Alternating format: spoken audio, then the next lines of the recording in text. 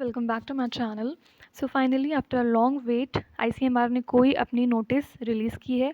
वैसे तो इन्होंने बोला था कि ये 10th ऑफ जैन तक अपना रिज़ल्ट डिक्लेयर कर देंगे विद इन अ वीक, लेकिन अप टू 2 वीक्स हो रहा है, लेकिन अभी भी रिज़ल्ट का कोई अता पता नहीं है।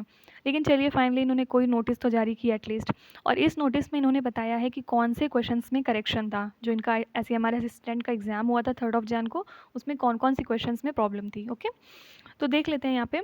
A few objections were received from the candidates regarding discrepancy in a few question asked in the ICMR assistant exam. Okay, then after reviewing objections received from the candidates concerned, it has been found by the competent authority that 3 questions had incorrect options. तो इन्होंने माना है कि इसमें से paper में 3 question ऐसे थे जिसका कोई भी करेक्ट आंसर नहीं था एमसीक्यू में. ओके, तो फर्स्ट क्वेश्चन यहाँ पे है प्राइस इंक्रीजेस 20% वाला, यानी अगर प्राइस 20% से इंक्रीज़ कर रहा है तो एक्सपेंडिचर कितना डिक्रीज़ करें कि जो नेट इनकम है उस पर कोई इफेक्ट नहीं पड़े. तो इसका करेक्ट आंसर आपको पता है कि अगर कोई चीज़ 1/5 से इंक्रीज़ हो रही है तो 100/6 यानी 1/6 इंटू 100% से वो चीज़ डिक्रीज़ करनी पड़ेगी एक्सपेंडिचर, अगर आपको चाहिए कि इनकम पे कोई इफेक्ट नहीं पड़े.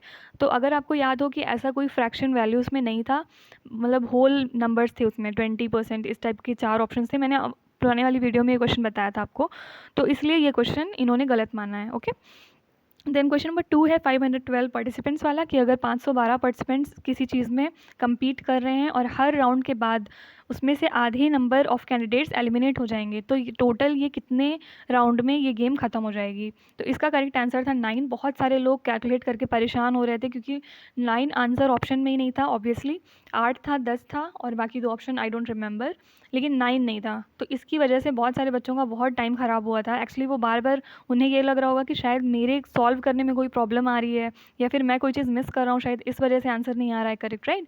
तो लेकिन कोई बात नहीं, अब ये इसका आंसर करेक्ट 9 है और इन्होंने इसको निगलेक्ट कर दिया है. Okay, then identify the freedom fighters. ये क्वेश्चन मैंने आपको बताया था अपनी ऑनेस्ट रिव्यू वाली वीडियो में कि ये क्वेश्चन भी मेरे हिसाब से गलत था, क्योंकि इसमें बहुत सारी फ़ोटोज़ मैच नहीं कर रहे थे. तब उस टाइम पे बहुत सारे लोगों का कमेंट आया था कि मतलब आपको नहीं आता था, शायद ऐसा नहीं है, वो क्वेश्चन सही था. लेकिन देखिए यहाँ पे क्वेश्चन गलत था.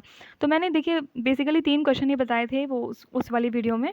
रॉन्ग क्वेश्चन में एक क्वेश्चन येस मेरा गलत था, क्योंकि मुझे एक्सपैट्रिएट इंडियंस का मतलब नहीं पता था. I am sorry for that. तो मैंने वहाँ पे वो चीज़ गलत बताई थी, लेकिन वो क्वेश्चन सही था एक्चुअली.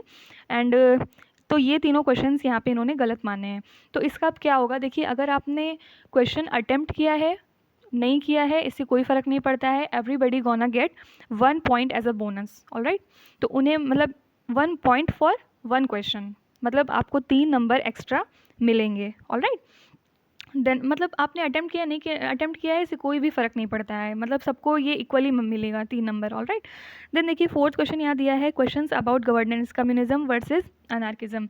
एक क्वेश्चन यहाँ पे था कि ऐसी कोई जगह, ऐसी कोई कंट्री जहाँ पे गवर्नमेंट नहीं होती है तो उसको क्या चीज़ बोलते हैं. तो वहाँ पे 2 क्वेश्चंस में कन्फ्यूज़न था, अनार्किज्म या फिर कम्युनिज्म. तो इन्होंने अनार्किज्म को करेक्ट आंसर माना है. तो अगर आपने अनार्किज्म मतलब टिक किया है तो ही आपको नंबर मिलेगा, अदरवाइज़ आपने अगर कम्युनिज्म किया है तो उसके लिए कोई आपको नंबर नहीं मिलेगा, उसके लिए आपकी माइनस मार्किंग हो जाएगी. अगर आपने उसको अटेम्प्ट ही नहीं किया है तो ऑब्वियसली 0. ऑलराइट, देन फिफ्थ है questions about shortening of words like James for gymnasium. देखिए एक क्वेश्चन था कि जो हम लोग जैसे बड़े वर्ड्स को छोटा करके बोलते हैं, तो इस चीज़ को क्या बोलते हैं, इस प्रोसेस को क्या बोलते हैं. तो वहाँ पे 2 ऑप्शन था, क्लिपिंग और शॉर्टनिंग, और मेरे हिसाब से दोनों ही आंसर सही थे, लेकिन और हैं भी सही आंसर हैं दोनों, लेकिन इन्होंने करेक्ट जो वर्ड माना है वो है क्लिपिंग. ऑलराइट, इन्होंने क्लिपिंग को सही वर्ड माना है. तो अगर आपने क्लिपिंग अगेन टिक किया है तो आपको +1 मिलेगा, अदरवाइज़ 0 और -1 एज़ पर जो भी किया है आपने. देन सिक्स्थ है यहाँ पे 100 metre in 14 seconds speed in kilometre per hour. I don't know इसका करेक्ट आंसर कहाँ था, मुझे तो नहीं दिखा, क्योंकि ये अब आप 100/14 करेंगे मीटर पर second into 18/5 kilometre per our, इसको सॉल्व करेंगे तो ऑब्वियसली आपको एक फ्रैक्शन वैल्यू मिलेगी. आई डोंट नो फ्रैक्शन, तो मुझे नहीं याद आ रहा है कि उसमें कोई भी ऑप्शंस में फ्रैक्शन था, या फिर ये हो सकता है कि इन्होंने उसको राउंड ऑफ करके बहुत क्लोज वैल्यू के करीब किया हो, लेकिन मुझे ये भी चीज़ याद नहीं आ रही. I don't remember exactly.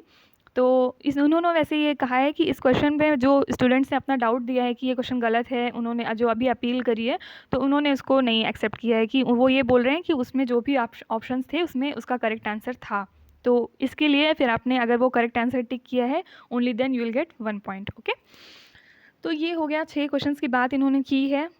बाकी और जो उलूल-जुलूल के क्वेश्चंस दिए थे, फ़ोटो पीडीएफ फ़ोटो में जो केबी वेबी साइज़ ये सब जो दे रखा था, आई डोंट नो उसका सबका क्या होगा और आंसर की अब आएगी कि नहीं आएगी, I can not tell you exactly. तो आज ये छोटी-सी नोटिस आई थी which I have to share with you और आगे अब देखते हैं अगर इन्होंने नोटिस रिलीज़ की है तो होपफुली जल्दी ये लोग रिज़ल्ट फाइनल रिज़ल्ट भी डिक्लेयर कर देंगे इसका।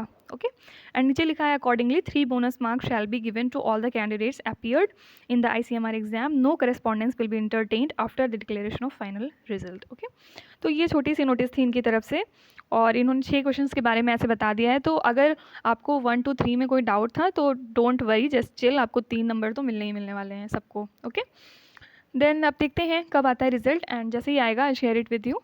सो till then bye bye and thank you so much for watching.